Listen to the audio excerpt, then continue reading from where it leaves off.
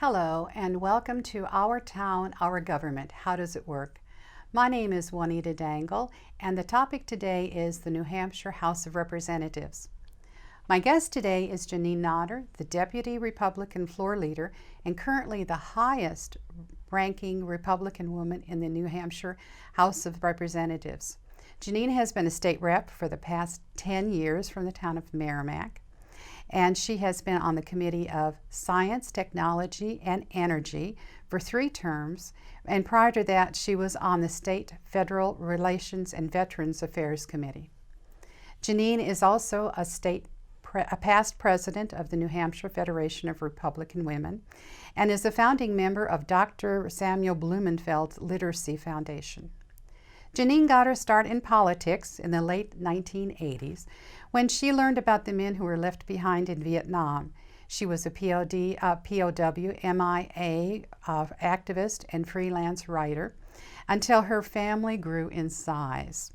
6 children later, she started a public access TV program in 2006 entitled Chattin' with Janine, which is still running today very successfully. Outside of politics, she has several hobbies, including long-distance running. She is currently training for her 13th marathon. Welcome, Janine, to the program. Thank you. Thank you for having me, Juanita, and I'm very excited that there's new programs on Merrimack TV. Well, I am too.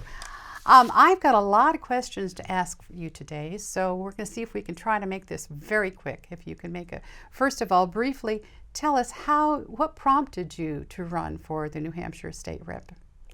That's funny that you asked because you actually had a hand in that. I don't know if you remember, but what year was it? It was over 10 years ago. It had to be. Well, because I've been in.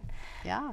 Gosh, I don't know what year it was, but I went. You invited me to a luncheon with Republican women, and you were honoring the Honorable Maureen Mooney as Woman of the Year. I remember now. Yes. Yeah, so all right. It was down at the then Crown Plaza, and then.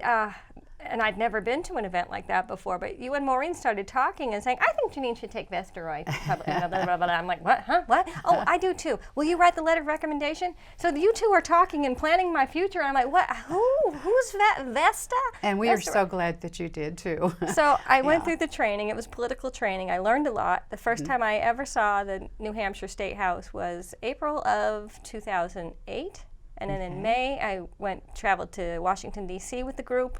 I got to peek into the Oval Office. It was then occupied by President George W. Bush. And I even after that, I hadn't planned on running for office because I still had kids at home. But then we had 5 members of our Merrimack delegation that were not going to seek re-election. And I thought, well, if I'm going to run, now's the time because I thought I had a good chance of winning a seat.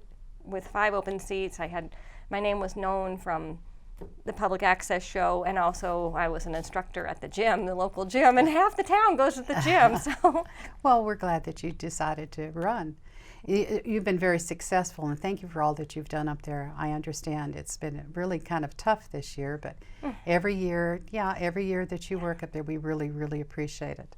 Thank you. I do have some questions, though. When I moved here in 2002, I didn't know anything about the politics.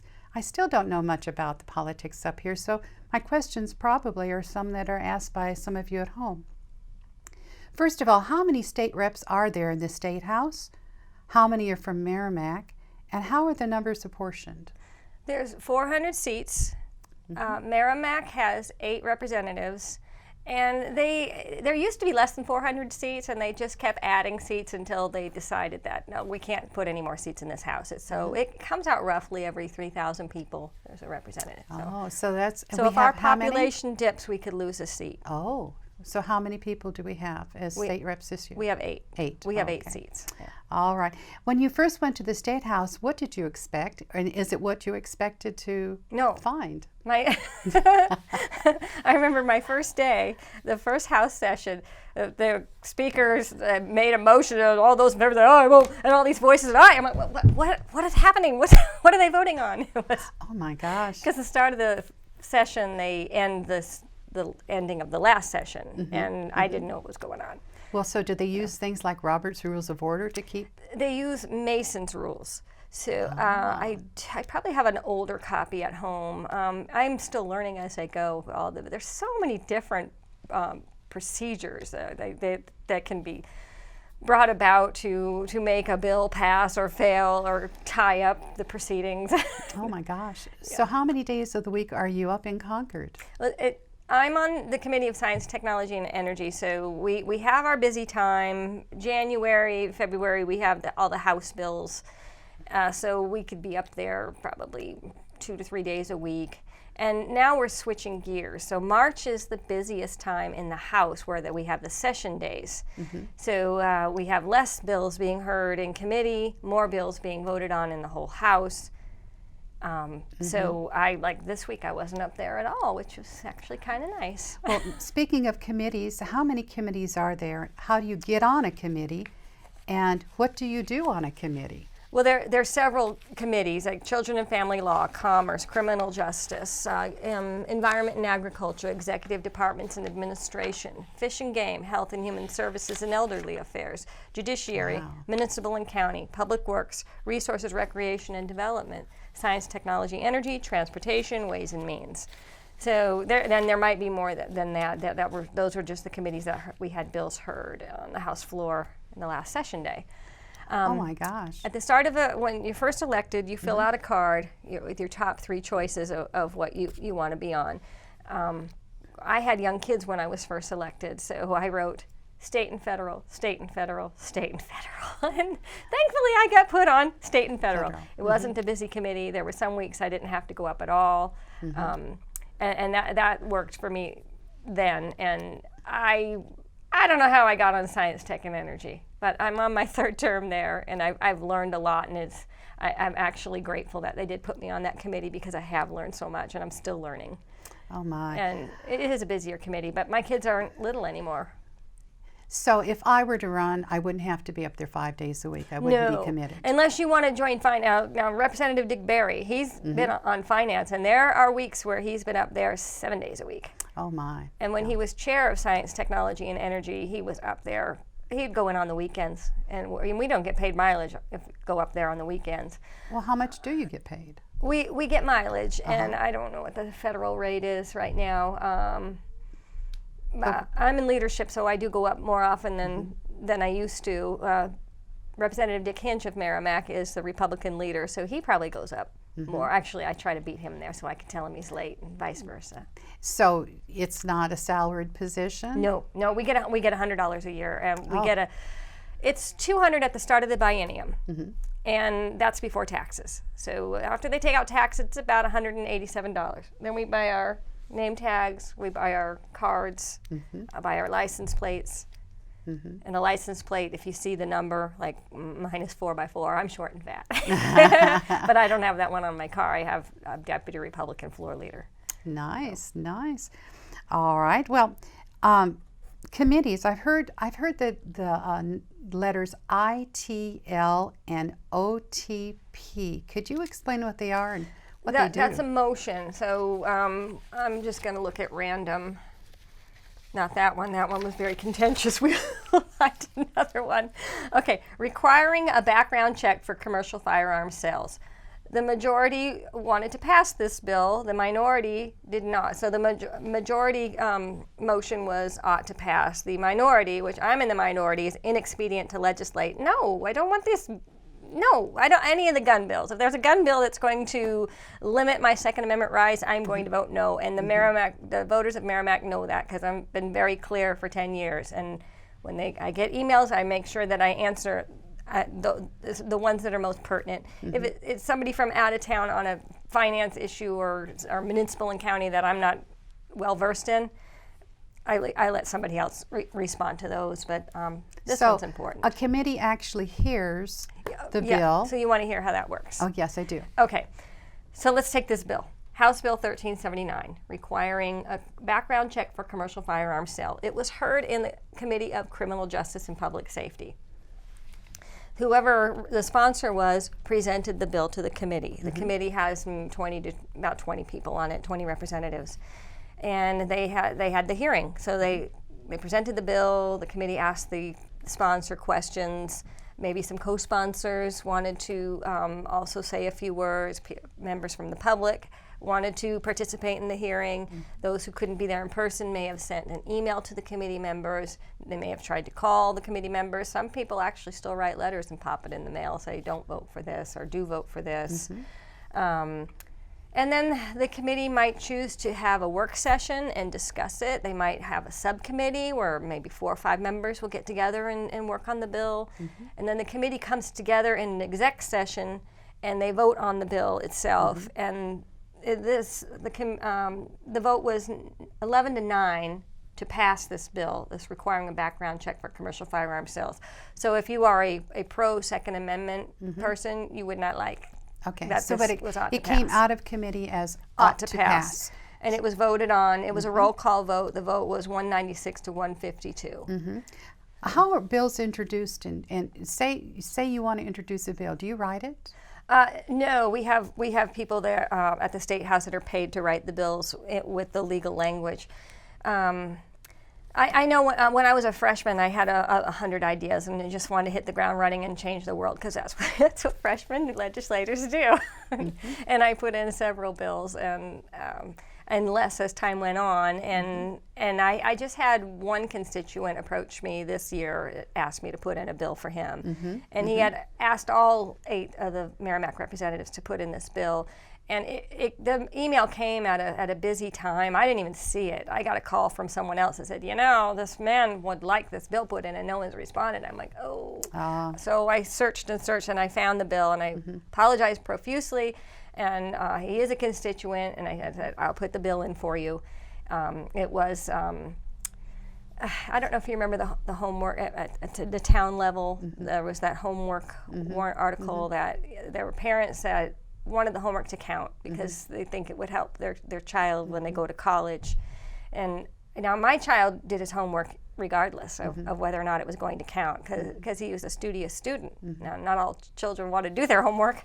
So this warrant article told the school board, we want the homework to count. And it did pass. It was on the ballot, it passed. And the school board said, well, we just take it into advisory. We don't have to listen. We don't have to follow what you want.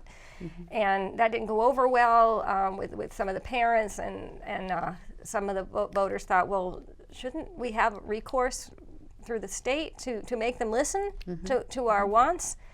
And I don't know if they had the exec session yet on that bill. We had the hearing, and somebody from the municipal associations was the only one that testified against the bill. And she said, well, you put people in office and they have all the power. If you don't like what they're doing, then you vote them out. It's like, oh. Okay.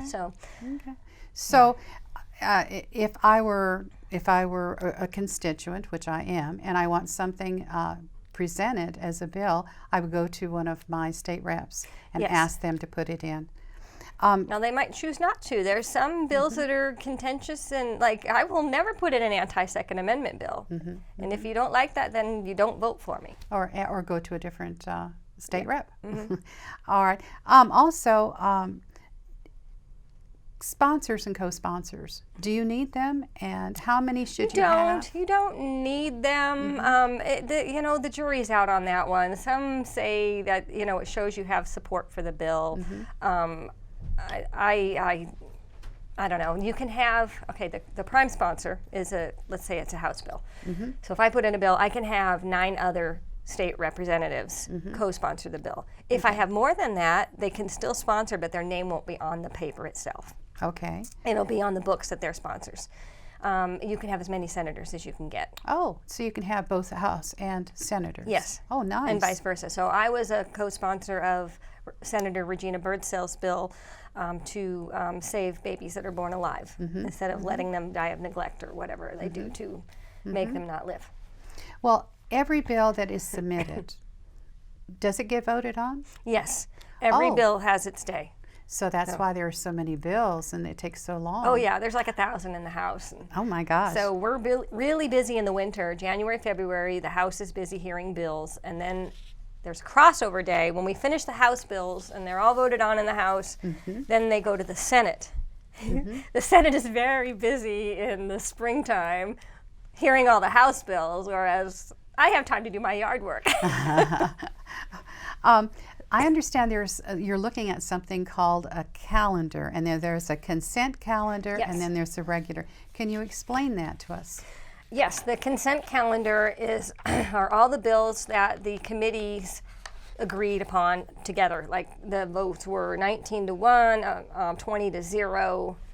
They should not be putting bills on here that have a fiscal note, and somehow that got past them. And I know some of the reps pulled them off consent because they never should have been on consent with a fiscal note. They should be voted on by the House and not with. These are voted on in one fell swoop. How often do you get that calendar?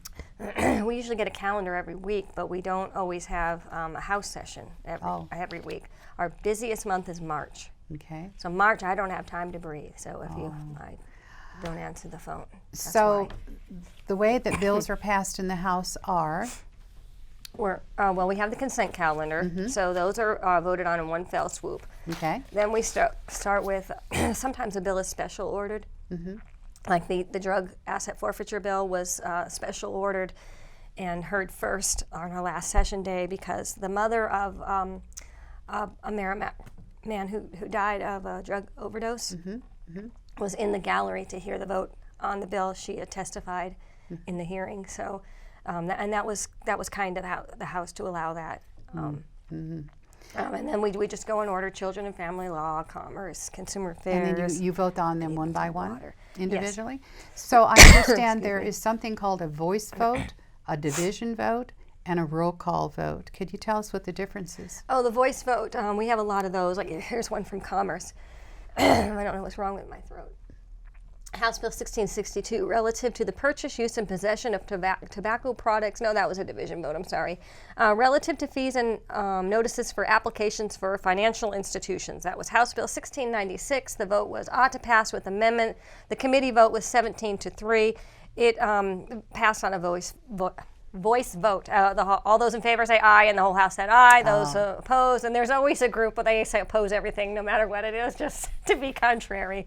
It's kind of amusing. So what is the division vote? You said Division this. vote is just the number. So this, the House Bill 1662, the division vote was 214 to 142. You can see what the numbers were. 214 representatives voted ought to pass, and 142 did not agree. Okay. A roll call, your name is on it. So that gun bill that I mentioned earlier, you can look it up and you can see exactly who voted for it and who voted against it. Well, you're saying something about a gal who was sitting in the gallery. If I wanted to go see a House session, how do I mean, can I just go in there and have a seat? Well, if you go, let me know because I know you and you'll be acknowledged as being my guest up in the gallery. Oh my, So- that would be wonderful. Yeah. But anybody can go. Anybody can go, yep. Well, I call it the peanut gallery. You're up there and you can look down and all the representatives, the little ants running around. Well, say I'm a mother who has children, and I can't go, but I really am interested in seeing it. Is there any other way I Yes. You can watch it on the computer. It's a live stream. Live We stream. have a mutual friend who used to have a show on Merrimack TV, Lynette Peterson. Late Night with Lynette. She watches. She watches from Still, Texas. from Yes. Texas? Oh and my. then one day, I get text messages on my watch. It said, "Hey, go up and say hi to the clerk and look this way and wave." I'm like, so I did. I actually had another question to ask him. So I went up and I asked him. I said, "Oh, and by the way, our friend, the former representative from Merrimack, is watching from Texas, and she asked if we would look over there and wave." So he actually laughed, which was a surprise. So if I wanted to go to the State House, how would I know what bills were being discussed and voted upon, and when would they be discussed and voted upon? You mean for hearings or in the House session? In the House session. Well, Or the in calendar's hearings, too. online. Everything's online, and let's see, the website is www.gencourt, GENCOURT, gencourt.state.nh.us and US. Maybe you could put that on the. We'll see if we can Lower have third. it put on the bottom so people can find that if they wanted to. So you'll just navigate the site, look for calendars, journals. Look, you want the calendar. The calendar will tell you when the hearings are going to be heard. Tuesday, what is today? Today's the 27th that we're taping this show. Wednesday, March 4th, the election law in the Legislative Office Building, which is directly behind the State House. It's an old post office. It still says post office, but it's the Legislative Office Building, LOB, third floor, 308, room 308. Election law will be having an executive session on several bills.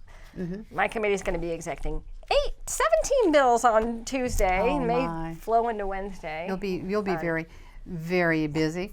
So how would I find out if I don't want my state rep to vote for a particular bill? Do I just call them or text them or email them? The best way to get a hold of me is email, because I get but I've learned I also have to check the junk box. A lot of emails go to the junk box, and for the longest time I had no access to my junk box. Oh my. I had to go to the IT person and she fixed it for me. So now I do, but sometimes I forget to check the junk box too. And a lot of emails do end up there, unfortunately. But that's still the best way to get hold of me. You could call and leave a message, voice to type, it types it up, and I get some kind of, it's interesting how it gets typed out. So I could go to the internet and find out if my state rep voted on a particular bill that had a roll call vote. Yes, but you have to understand the motion, because let's say you wanted a bill to pass, and say, the motion was ITL, that means kill it, and your rep voted yes. They voted yes to kill it. Maybe you wanted it to pass. So it's important to look at the motion.